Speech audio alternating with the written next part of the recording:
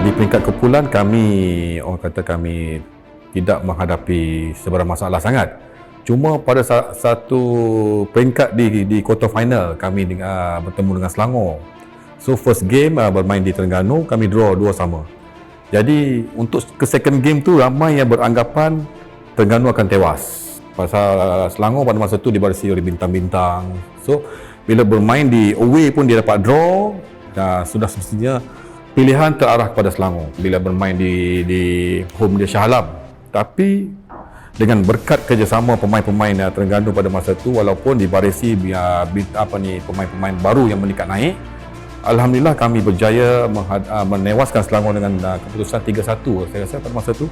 Okey, situlah orang cakap saat yang paling sukar untuk kami melangkah lebih jauh. So bila kami dapat atasi pasukan bintang Selangor, jadi confident pada kami memang memuncak untuk terus ke semifinal dan terusnya final. Tekanan memang dapat dirasai. Seluruh rakyat Terengganu memang mengharapkan barisan kami untuk orang cakap membalas dendam pada Perak yang menewaskan Terengganu pada musim 98.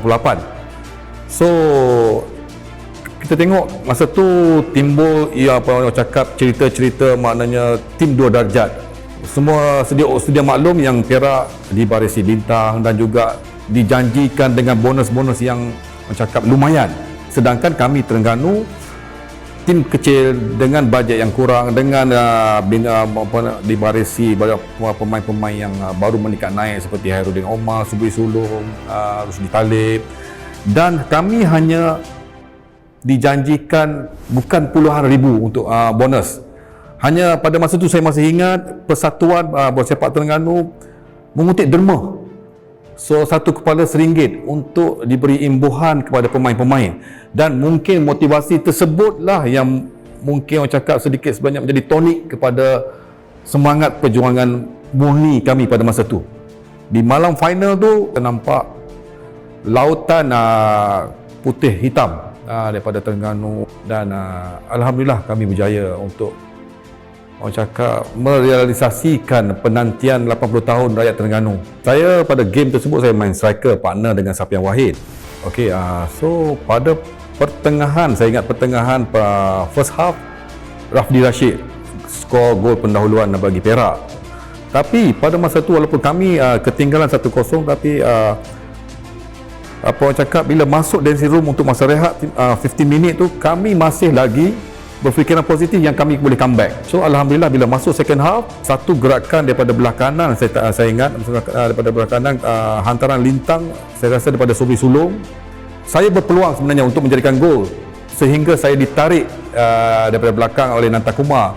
So alhamdulillah juga pengadil dapat kesan benda tu berlaku, kesalahan tu berlaku, dan dia diberi tendangan penalti. So bila Rusdi Talib ambil tendangan penalti tu, alhamdulillah masuk. So keadaan menjadi satu sama, dan keadaan makin sengit.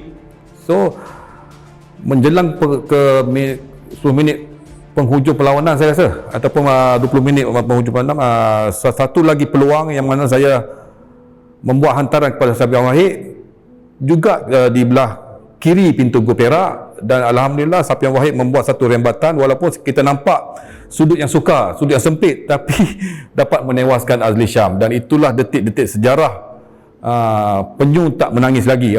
Pada masa itu memang orang cakap statement itulah yang penuhi dada Akbar apa semua, penyu tak menangis lagi. Apabila whistle penamat kedengaran, so orang cakap momen tu memang tak dapat digambarkan dengan kata-kata lah. So orang cakap, sebab saya share satu cerita lah. Bila kali pertama saya turun padang, bila boleh katakan pagi saya sign kontrak dengan management untuk menyertai Terengganu, petang tu saya turun padang untuk latihan. Terdetik dalam hati saya, adakah betul aku buat tindakan untuk mewakili Terengganu? Sebab bila saya turun padang tu, saya tengok player-player boleh katakan majoriti youngsters. Saya daripada Pahang.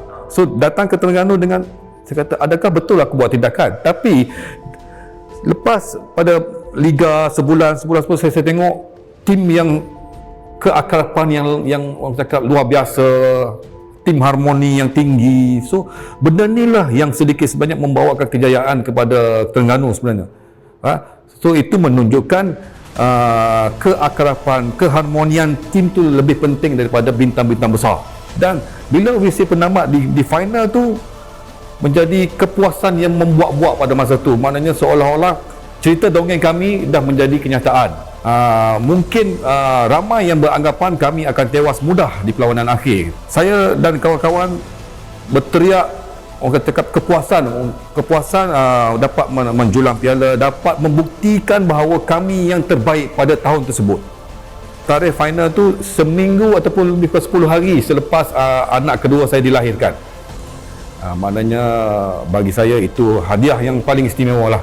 Dan sehinggalah saya bersara pada 2011, itulah orang cakap satu peluang yang orang cakap itu je yang peluang saya untuk dapat mengecapi orang cakap perasaan bagaimana kita menjulang piala yang paling prestige dalam Liga Malaysia lah, Piala Malaysia.